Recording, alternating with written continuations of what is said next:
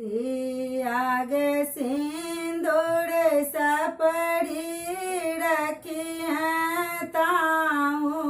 खोल का गौरी पूजी है भोर का ना दिया गे सिंदूर सपड़ी रखी है ताहू खोल का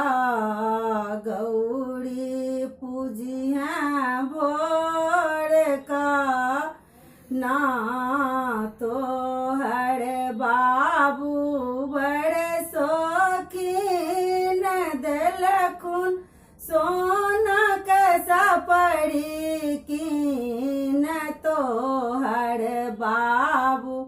बड़े शौकीन दिलखुन सोना कैसा पड़ी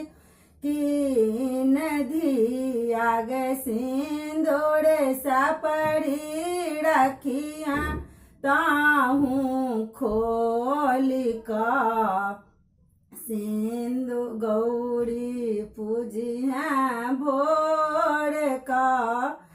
ना तो हर बाबा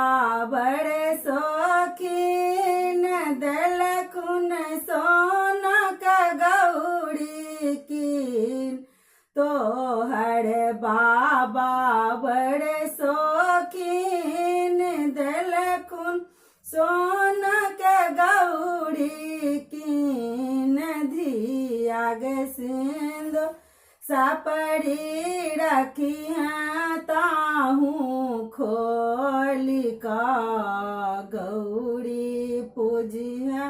भोर का ना तो हर भैया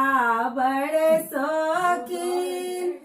दिलखुन सिंदूर आचिन कीन तो हर भैया बड़े शौकीन दिलखुन सिंदूर आचिन कीन बहिन गे सिंदूर सपड़ी रखी है ताहू खोल का गौरी पूजी है भोर का ना तो हर बहिन बड़ शौकीन दिलखुन फूल बेल पात्र कीन तो हर बहिन बड़े शौकीन दिलखुन फूल बेल पात्र कीन बहिन सिंदूर सपड़ी रखी है ताहू खोल का